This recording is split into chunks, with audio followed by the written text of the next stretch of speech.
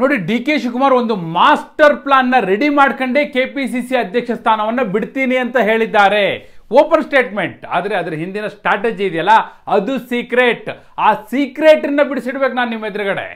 ಸುಮ್ಮನೆ ಅವರು ಕೆಪಿಸಿಸಿ ಅಧ್ಯಕ್ಷ ಸ್ಥಾನ ಬಿಡ್ತೀನಿ ಅಂತ ಹೇಳಿದ್ದಾರೆ ಅಂತ ಹೇಳಿದ್ರೆ ಏನು ಪ್ರಯೋಜನ ಇಲ್ಲ. ಆದರೆ ಅವ್ರು ಮಾಡ್ಕೊಂಡಿರುವಂಥ ಕಾರ್ಯತಂತ್ರ ಏನು? ಸುಮ್ಮನೆ ಅಲ್ಲ. ಒಂದು ಕೆಪಿಸಿಸಿ ಅಧ್ಯಕ್ಷ ಸ್ಥಾನ ನಾನು ಬಿಡ್ತೀನಿ ಅಂತ ಹೇಳೋದ್ರ ಹಿಂದೆ ಒಂದು ತಂತ್ರ ಇರುತ್ತೆ. ಹಾಗೆ ಅದನ್ನು ಬಿಟ್ಟ ನಂತರ ಆ ನಂತರದ ಇನ್ನೊಂದು ತಂತ್ರ ಇರುತ್ತೆ. ಅದೇ ಪಾಲಿಟಿಕ್ಸ್, ಅದೇ ಪೊಲಿಟಿಕಲ್ ಸ್ಟ್ರಾಟಜಿ. ಯಾವುದು ಆ ಸ್ಟ್ರಾಟಜಿ? ಈಗ ಡಿ ಕೆ ಶಿವಕುಮಾರ್ ಮಾಡಿರುವಂಥ ಕಾರ್ಯತಂತ್ರ ಯಾವುದು, ಏನು ಪ್ಲಾನು? ಎಸ್, ಅದೇ ವಿವರವನ್ನು ಕೊಡೋ ಸಲುವಾಗಿ ನಾನು ಬಂದಿದ್ದೇನೆ. ಆತ್ಮೀಯರೇ, ವಾರ್ತೆ ವಿಶೇಷ ಕಾರ್ಯಕ್ರಮಕ್ಕೆ ಸ್ವಾಗತ. ನಾನು ವೀರೇಂದ್ರ ಉಪ್ಪುಂದ. ನೋಡಿ, ಡಿ ಕೆ ಶಿವಕುಮಾರ್ ಅವರು ಮೊನ್ನೆ ಅಶೋಕ್ ಹೇಳ್ತಾ ಇದ್ರು ಅಸೆಂಬ್ಲಿಯಲ್ಲಿ ಮಾತಾಡ್ತಾ, ಈ ಡಿ ಕೆ ಶಿವಕುಮಾರ್ ಅವ್ರ ಬ್ರೈನ್ನ ನನಗೆ ಮ್ಯಾಪಿಂಗ್ ಮಾಡೋಕ್ಕೆ ಆಗ್ತಿಲ್ಲ ಅಂಥೇಳಿ. ಅಂದರೆ ಅವರ ಸ್ಟ್ರಾಟಜಿಗಳು ಆ ಲೆವೆಲಿಗಿರುತ್ತೆ ಅಂತ ಹೇಳಿ ಅಶೋಕ್ ಹೇಳ್ತಾ ಇದ್ದಿದ್ದು. ಈಗ ಡಿ ಕೆ ಶಿವಕುಮಾರ್ ಅವರು ಈಗೊಂದು ಸ್ಟ್ರಾಟಜಿ ಮಾಡಿದ್ದಾರೆ. ಏನು ಆ ಸ್ಟ್ರಾಟಜಿ? ನೋಡಿ, ಡಿ ಕೆ ಶಿವಕುಮಾರ್ ಅವ್ರ ಪ್ಲಾನ್ ಇಷ್ಟೇ. ಅವರು ಭಾಳ ಸರಳ, ಯಾವಾಗಲೂ ಭಾಳ ಸರಳವಾಗಿಯೇ ಇರುತ್ತೆ. ಆದರೆ ನೋಡ್ಲಿಕ್ಕೆ ಭಾಳ ಕಾಂಪ್ಲಿಕೇಟೆಡ್ ಅಂತ ಅನಿಸುತ್ತೆ. ಇದಂತೂ ಭಾಳ ಸರಳವಾಗಿದೆ. ನಿಮಗೆ ಏನಪ್ಪ ಡಿ ಕೆ ಶಿವಕುಮಾರ್ ಈ ರೀತಿ ಥಿಂಕ್ ಮಾಡಿದಾರಲ್ಲ ಅಂತ ಅನಿಸುತ್ತೆ. ಏನಂದರೆ, ಡಿ ಕೆ ಶಿವಕುಮಾರ್ ಅವ್ರು ಮಾಡ್ಕೊಂಡಿರೋ ಪ್ಲಾನ್ ಇಷ್ಟೇ. ಅವರು ಕೆಪಿಸಿಸಿ ಅಧ್ಯಕ್ಷ ಸ್ಥಾನ ಬಿಡ್ತೀನಿ ಅಂತ ಹೇಳೋದ್ರ ಜೊತೆಗೆ ಮತ್ತು ಒಂದು ಚೆಕ್ಮೇಟ್ ಇಟ್ಟಿದ್ದಾರೆ. ನೋಡಿ, ಒಂದು ನಿಜ, ಸಚಿವ ಸಂಪುಟ ಪುನರ್ರಚನೆಗೆ ಒಂದು ವೇದಿಕೆ ಸಿದ್ಧ ಆಗ್ತಾ ಇದೆ. ಅದು ಡಿ ಕೆ ಶಿವಕುಮಾರ್ ಅವರಿಗೆ ಗೊತ್ತಾಗಿದೆ. ಅದು ಒಂದು ಪಾರ್ಟ್ ಆಫ್ ದಿ ಸ್ಟ್ರಾಟಜಿ. ಅದೇನು ಅಂತ ನಾನು ಆಮೇಲೆ ಹೇಳ್ತೀನಿ. ಆದರೆ ಅದಕ್ಕಿಂತ ಮೊದಲು ಅವರು ಕೆಪಿಸಿಸಿ ಅಧ್ಯಕ್ಷ ಸ್ಥಾನ ಬಿಡಬೇಕಿದ್ರು ಹೈಕಮಾಂಡ್ ಮುಂದೆ ಒಂದು ಡಿಮ್ಯಾಂಡನ್ನು ಇಟ್ಟಿದ್ದಾರೆ. ಏನು ಆ ಡಿಮ್ಯಾಂಡ್? ಅದು ಏನೋ ಪಕ್ಷಕ್ಕೆ ಬಹಳ ದೊಡ್ಡ ಕೊಡುಗೆ ಕೊಡ್ತಾ ಇದ್ದೀನಿ ನಾನು, ಇದನ್ನು ಮುಂದುವರ್ಸ್ಕೊಂಡು ಹೋದರೆ ಸಾಕು, ಅದನ್ನು ಮುಂದುವರಿಸಿ ಅವರು ತಾರ್ಕಿಕ ಘಟ್ಟಕ್ಕೆ ತರಲಿ, ಅಷ್ಟು ಮಾಡಿಬಿಟ್ರೆ ಕಾಂಗ್ರೆಸ್ ಪಕ್ಷ ಕರ್ನಾಟಕದಲ್ಲಿ ಸುಭದ್ರ ಆಗುತ್ತೆ, ಅದು ಮಾಡ್ಲಿಕ್ಕೆ ಆಗಿಲ್ಲ ಅಂದರೆ ವಾಪಸ್ ನಾನೇ ಬರ್ತೀನಿ ಅದನ್ನು ಮಾಡಲಿಕ್ಕೆ ಅನ್ನುವ ಅರ್ಥದಲ್ಲಿ ಈ ಆಫರ್ ಕೊಟ್ಟಿದ್ದಾರೆ. ಏನು ಆಫರ್? ನಾ ಫ್ಯೂಚರ್ ಪ್ಲಾನ್ ಆಮೇಲೆ ಹೇಳ್ತೀನಿ. ಅದಕ್ಕೂ ಮೊದಲೇ ಒಂದು ಬತ್ತಿ ಇಟ್ಟಿದ್ದಾರೆ. ಏನದು? ನೋಡಿ, ಡಿ ಕೆ ಶಿವಕುಮಾರ್ ಅವರು ಹೈಕಮಾಂಡ್ ಬಳಿ ಏನು ಹೇಳಿದ್ದಾರೆ ಅಂದರೆ, ಈಗ ಏಪ್ರಿಲ್ ಎಂಡ್ ಒಳಗೆ ಅಥವಾ ಮೇ ತಿಂಗಳಿನಲ್ಲಿ ಇಲ್ಲಿ ಕರ್ನಾಟಕ ರಾಜ್ಯದಲ್ಲಿ 100 ಸ್ಥಳಗಳಲ್ಲಿ ಕಾಂಗ್ರೆಸ್ನ ಕಚೇರಿಯನ್ನು ಸ್ಥಾಪನೆ ಮಾಡಲಿಕ್ಕೆ ಅಡಿಗಲ್ ಹಾಕುವಂಥ ಕಾರ್ಯಕ್ರಮ ಇಟ್ಕೊಂಡಿದ್ದೀನಿ. ರಾಹುಲ್ ಗಾಂಧಿ ಅವರು, ಮಲ್ಲಿಕಾರ್ಜುನ್ ಖರ್ಗೆ ಅವರು ಟೈಮ್ ಕೊಟ್ಟು ಬಂದು ಅದನ್ನು ಶಂಕುಸ್ಥಾಪನೆಯನ್ನು ನೆರವೇರಿಸಿದ ನಂತರ ನಾನು ಬಿಟ್ಕೊಡ್ತೀನಿ ಕೆಪಿಸಿಸಿ ಅಧ್ಯಕ್ಷ ಸ್ಥಾನವನ್ನು. ಆದರೆ ನಾನು ಅಡಿಗಲ್ ಹಾಕಿ ಹೋಗ್ತೀನಿಲ್ಲ ಆ ಕಾಂಗ್ರೆಸ್ ಕಚೇರಿಯನ್ನು ನಿರ್ಮಾಣ ಮಾಡುವ ಕಾರ್ಯಕ್ಕೆ. ಅದನ್ನು ಮುಂದಿನ 2028 ಚುನಾವಣೆಯ ಒಳಗೆ ಯಾರು ಅಧ್ಯಕ್ಷರಾಗಿ ಈಗ ಬರ್ತಾರಲ್ಲ ಅವರಷ್ಟರೊಳಗೆ ಅದನ್ನು ಕಂಪ್ಲೀಟ್ ಮಾಡಲಿ, ಉದ್ಘಾಟನೆ ಮಾಡಲಿ. ಇದು ಡಿ ಕೆ ಶಿವಕುಮಾರ್ ಅವರು ಕೊಡ್ತಿರೋ ಟಾಸ್ಕು. ಆ 100 ಕಚೇರಿ ಕಟ್ಟಲಿಕ್ಕೆ ಕನಿಷ್ಠ 100 ಕೋಟಿ ರೂಪಾಯಿ ಬೇಕು ಅನ್ನುವಂಥ ಅಂದಾಜಿದೆ. ಆಯಿತಾ? ಅದರಲ್ಲಿ ನೋಡಿ, ಚೆರ್ರಿ ಆನ್ ದಿ ಕೇಕ್ ಅಂತಾರಲ್ಲ, ಆ ರೀತಿ ಮತ್ತೊಂದಿದೆ. ಏನು? ಇಲ್ಲಿ ನೀವು ನೋಡಿರ್ಬೋದು, ರೇಸ್ ಕೋರ್ಸ್ ರೋಡಲ್ಲಿ ಒಂದು ಕಾಂಗ್ರೆಸ್ ಭವನ ಅಂತ ಇದೆ. ಹಳೇ ಕಾಂಗ್ರೆಸ್ ಆಫೀಸ್ ಅದು. ಅದು ಬಹಳಷ್ಟು ವರ್ಷ ಇತ್ತೀಚಿನವರೆಗೂ, ಈ ಹಿಂದೆ ಸಿದ್ದರಾಮಯ್ಯವರು ಮುಖ್ಯಮಂತ್ರಿ ಆಗಿದ್ರಲ್ಲ 2013ರಲ್ಲಿ 14ರಲ್ಲೇ ಅದು ವಾಪಸ್ ಕಾಂಗ್ರೆಸ್ಗೆ ಬಂದಿದ್ದು. ಅದಕ್ಕೂ ಮೊದಲು ಅಲ್ಲಿಯವರೆಗೂ ಅದು ಜನತಾದಳದ ಕಚೇರಿ ಆಗಿತ್ತು, ಜನತಾದಳದ ವಶದಲ್ಲಿತ್ತು. ಆ ಕಚೇರಿಯ ಸ್ಥಳದಲ್ಲಿ ಒಂದು ಅತ್ಯಂತ ಎತ್ತರದ ಕಟ್ಟಡವನ್ನು ನಿರ್ಮಾಣ ಮಾಡಿ ಅಲ್ಲಿ ಕಾಂಗ್ರೆಸ್ ಕಚೇರಿಗಳನ್ನು, ಹಾಗೆ ಒಂದು ರೀತಿ ಕಮರ್ಷಿಯಲ್ ಕಾಂಪ್ಲೆಕ್ಸ್ ಮಾಡಬೇಕು ಅನ್ನುವಂಥ ಪ್ಲಾನ್ ಇದೆ ಡಿ ಕೆ ಶಿವಕುಮಾರ್ ಅವ್ರಿಗೆ. ಬಹುಶಃ ಅದೆಷ್ಟು ಕೋಟಿ ವೆಚ್ಚವೋ ಅದನ್ನು ಕೂಡ ಮಾಡಬೇಕು, ಕಂಪ್ಲೀಟ್ ಮಾಡಬೇಕು ಅನ್ನೋದು ಡಿ ಕೆ ಶಿವಕುಮಾರ್ ಅವರು ಕೊಟ್ಟಿರುವಂಥ ಟಾಸ್ಕ್. ಈಗ ಯಾರೇ ಅಧ್ಯಕ್ಷರಾಗಿ ಬರಲಿ, ಅವರು ಇದನ್ನು ಪೂರ್ಣ ಮಾಡಲಿ 2028 ಚುನಾವಣೆಯ ಒಳಗೆ. ಒಂದು ವೇಳೆ ಆಗಲಿಲ್ಲ ಅಂದರೆ ಎಲೆಕ್ಷನ್ಗೂ ಮೊದಲು ನನಗೆ ಜವಾಬ್ದಾರಿ ಕೊಡಿ, ನಾನು ಅದನ್ನು ಕಂಪ್ಲೀಟ್ ಮಾಡ್ತೀನಿ, ಚುನಾವಣೆಯ ಜವಾಬ್ದಾರಿನೂ ಹೊತ್ಕೋತೀನಿ, ಕಾಂಗ್ರೆಸ್ ಪಕ್ಷವನ್ನು ಮತ್ತೆ ಅಧಿಕಾರಕ್ಕೂ ತರ್ತೀನಿ ಅಂತ ಹೇಳಿದ್ದಾರೆ.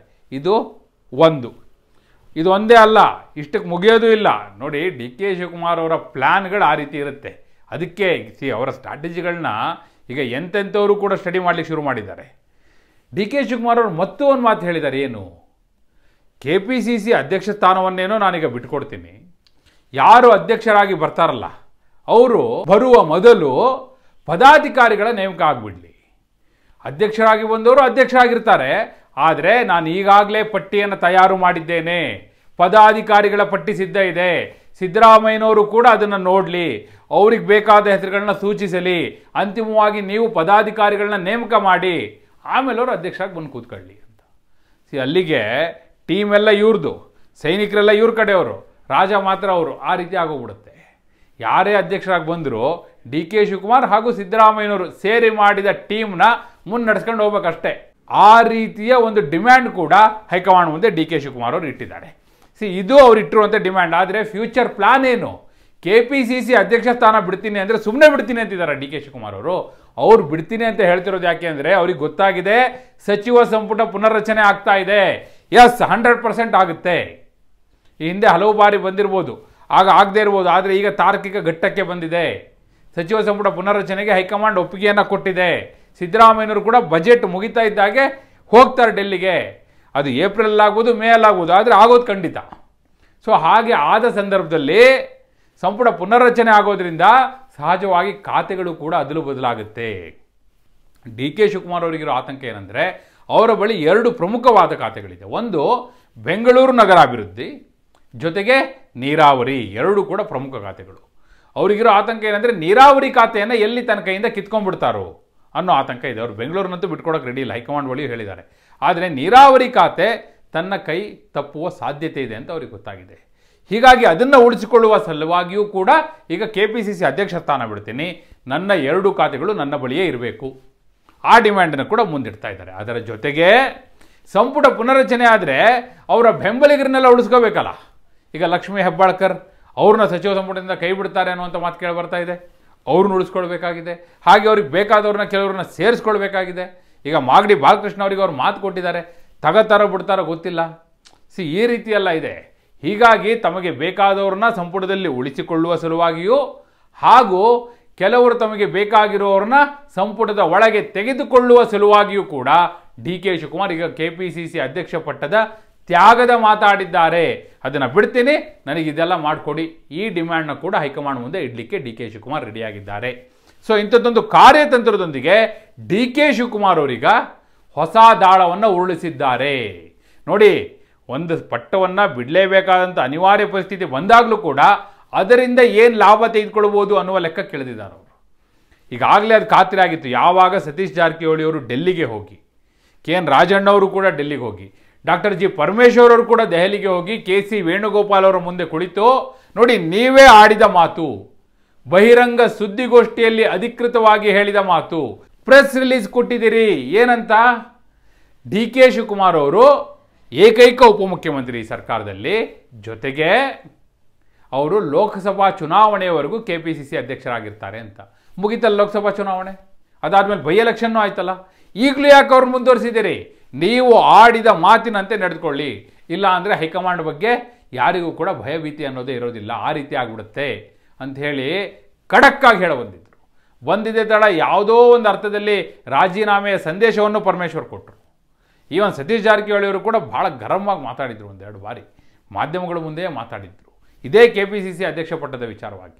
ಈಗ ಖಾತ್ರಿ ಆಗಿದೆ ಅವರಿಗೆಲ್ಲ, ಡಿ ಕೆ ಶಿವಕುಮಾರ್ ಅವರಿಂದ KPCC ಅಧ್ಯಕ್ಷ ಪಟ್ಟವನ್ನು ಹಿಂಪಡಿತಾ ಇದ್ದಾರೆ, ಆ ಸ್ಥಾನಕ್ಕೆ ಹೊಸಬರು ಬರ್ತಾರೆ ಅನ್ನೋದು ಖಾತ್ರಿ ಆಗಿದೆ. ಅದಕ್ಕೋಸ್ಕರ ಸುಮ್ಮನಿದ್ದಾರೆ, ಅದಕ್ಕೆ ನಾವೇನು ಮಾತಾಡಲ್ಲ ಅದ್ರ ಬಗ್ಗೆ ಅಂತಿದ್ದಾರೆ. ಆದರೆ ಡಿ ಕೆ ಶಿವಕುಮಾರ್ ಅವರಿಗೂ ಅದು ಗೊತ್ತಾಗಿತ್ತು. 5 ವರ್ಷ ಕಂಪ್ಲೀಟ್ ಆಗಲಿ ಅನ್ಲಿಕ್ಕಾದರೂ ಕಂಪ್ಲೀಟ್ ಆಯಿತು. ಈಗ ಈ ಡಿಮ್ಯಾಂಡ್ಗಳನ್ನ ಫುಲ್ಫಿಲ್ ಮಾಡ್ಕೊಳ್ಳೋದು, ಜೊತೆಗೆ ಮೇ ತಿಂಗಳಿನಲ್ಲಿ, ಏಪ್ರಿಲ್ ಎಂಡ್ ಅಥವಾ ಮೇ ತಿಂಗಳಿನಲ್ಲಿ ಡಿ ಕೆ ಶಿವಕುಮಾರ್ ಅವರು 5 ವರ್ಷ ಪೂರ್ಣ ಮಾಡಿದ ಹಿನ್ನೆಲೆಯಲ್ಲಿ ಒಂದು ಸಮಾವೇಶವನ್ನು ಆಯೋಜಿಸಿ ಆ ಮೂಲಕ ತಾನು ನಿರ್ಗಮನ ಹೊಂದಬೇಕು ಅನ್ನುವ ಪ್ಲಾನ್ ಕೂಡ ಮಾಡ್ಕೊಂಡಿದ್ದಾರೆ. ಅಲ್ಲಿ ಮತ್ತೊಂದು ಚರ್ಚೆ ನಡೀತಾ ಇದೆ. ಮೇ 20ನೇ ತಾರೀಕಿಗೆ ಈ ಸರ್ಕಾರ ಅಧಿಕಾರಕ್ಕೆ ಬಂದು 2 ವರ್ಷ ಆಗುತ್ತೆ. ಸೊ ಅದನ್ನು ಮತ್ತು KPCC ಅಧ್ಯಕ್ಷರಾಗಿ 5 ವರ್ಷ ಪೂರ್ಣ ಮಾಡಿದ್ದನ್ನು ಕ್ಲಬ್ ಮಾಡಿ ಕಾರ್ಯಕ್ರಮ ಮಾಡಬೇಕು ಅನ್ನುವ ಚರ್ಚೆಯೂ ಇದೆ. ಹೈಕಮಾಂಡ್ ಯಾವ ರೀತಿ ಅದಕ್ಕೆ ಒಪ್ಪಿಗೆ ಕೊಡುತ್ತೆ ಅಂತ ನೋಡಬೇಕು. ಅದರ ಜೊತೆಗೆ ಈ 100 ಸ್ಥಳಗಳಲ್ಲಿ KPCC ಕಚೇರಿಯ ಕಟ್ಟಡವನ್ನು ನಿರ್ಮಾಣ ಮಾಡೋದು, ಅದಕ್ಕೂ ಕೂಡ ಅಡಿಗಲ್ ಹಾಕೋ ಕಾರ್ಯಕ್ರಮವನ್ನು ಕ್ಲಬ್ ಮಾಡಬೇಕು ಅನ್ನೋದಿದೆ. ಯಾವ ರೀತಿ ಮಾಡ್ತಾರೆ, ರೂಪುರೇಷೆಯನ್ನು ರೆಡಿ ಆಗಬೇಕು. ಈ ಗ್ಯಾರಂಟಿ ಸಮಿತಿ ಅಧ್ಯಕ್ಷರು ಮತ್ತು ಇನ್ನೂ ಪ್ರಮುಖ 8 ಮಂದಿಯ ತಂಡವನ್ನು ರಚನೆ ಮಾಡಿ ಈ ಪ್ಲಾನ್ ಎಲ್ಲ ಈಗಾಗಲೇ ಮಾಡ್ಲಿಕ್ಕೆ ಬಿಟ್ಬಿಟ್ಟಿದ್ದಾರೆ. ಅದನ್ನು ತಗೊಂಡು ಹೈಕಮಾಂಡ್ ಮುಂದೆ ಹೋಗ್ತಾರೆ. ಹೈಕಮಾಂಡ್ ಒಪ್ಕೋಬೇಕು, ಸಿದ್ದರಾಮಯ್ಯನವರು ಒಪ್ಕೋಬೇಕು, ಅದಾದಮೇಲೆ ಫೈನಲ್ ಆಗುತ್ತೆ. ಆ ದೃಷ್ಟಿಯಿಂದ ನೋಡೋದಾದರೆ ಡೆಫಿನೆಟ್ಲಿ ಡಿ ಕೆ ಶಿವಕುಮಾರ್ ಅವರು ತಮ್ಮ ಅಸ್ತಿತ್ವವನ್ನು ಉಳಿಸಿಕೊಳ್ಳುವ ಸಲುವಾಗಿ, ತಮ್ಮ ಬೆಂಬಲಿಗರನ್ನು ಉಳಿಸಿಕೊಳ್ಳುವ ಸಲುವಾಗಿ ಹಾಗೂ ತಮ್ಮ ಬೇಡಿಕೆಗಳನ್ನ, ಡಿಮ್ಯಾಂಡ್ಗಳನ್ನ ಫುಲ್ಫಿಲ್ ಮಾಡಿಕೊಳ್ಳುವ ಸಲುವಾಗಿ ಈ ಒಂದು ಕಾರ್ಯತಂತ್ರವನ್ನು ಈಗ ಪ್ರಯೋಗಿಸ್ತಾ ಇದ್ದಾರೆ. ಇದು ಫಲ ಕೊಡ್ಬೋದಾ? ಡಿ ಕೆ ಶಿವಕುಮಾರ್ ಅವರು ಮತ್ತೆ ಮುಂದೆ ಭವಿಷ್ಯದಲ್ಲಿ ಅಧ್ಯಕ್ಷ ಪಟ್ಟಕ್ಕೆ ಬರಲಿಕ್ಕೆ ಈ ಪ್ಲಾನ್ ಅವರಿಗೆ ಒಂದು ದಾರಿ ಮಾಡಿಕೊಡ್ಬೋದಾ? ಇಲ್ಲ ಕನಿಷ್ಠ ಪಕ್ಷ ಮುಂದಿನ ಬಿಡಿ, ಇವಾಗ ಎರಡೂ ಖಾತೆಗಳನ್ನ ಉಳಿಸಿಕೊಳ್ಳುವಲ್ಲಿಯೂ, ತಮ್ಮ ಬೆಂಬಲಿಗರನ್ನು ಉಳಿಸಿಕೊಳ್ಳುವಲ್ಲಿಯೂ ಹಾಗೂ ತಮಗೆ ಬೇಕಾದವ್ರನ್ನ ಸಚಿವ ಸಂಪುಟದ ಒಳಗೆ ತೆಗೆದುಕೊಳ್ಳಲಿಕ್ಕೂ ಕೂಡ ಈ ತಂತ್ರ ಅವರಿಗೆ ನೆರವಾಗಬಹುದಾ, ಅಥವಾ ಡಿ ಕೆ ಶಿವಕುಮಾರ್ ಅವರ ಪ್ಲ್ಯಾನ್ ಎಲ್ಲವೂ ಕೂಡ ಫ್ಲಾಪ್ ಆಗುತ್ತಾ? ಕನಿಷ್ಠ ಪಕ್ಷ ಅವರಿಗೆ ಆಗುವಂಥ ಡ್ಯಾಮೇಜನ್ನಾದರೂ ಈ ಪ್ಲಾನ್ ಕಂಟ್ರೋಲ್ ಮಾಡಬಹುದಾ, ಡ್ಯಾಮೇಜ್ ಕಂಟ್ರೋಲ್ ಮಾಡಬಹುದಾ? ಎಸ್, ಏನಾಗುತ್ತೆ ಅಂತ ನೀವು ಭಾವಿಸ್ತೀರಿ? ಎಸ್, ನಿಮ್ಮ ಅಭಿಪ್ರಾಯವನ್ನು ಕಮೆಂಟ್ ಮೂಲಕ ತಿಳಿಸಿ. ಹಾಗೆ ನೀವಿನ್ನು ವಾರ್ತೆ ಚಾನಲ್ನ ಸಬ್ಸ್ಕ್ರೈಬ್ ಮಾಡಿಲ್ಲ ಅಂದರೆ ಈಗಲೇ ಸಬ್ಸ್ಕ್ರೈಬ್ ಮಾಡಿ. ಧನ್ಯವಾದ.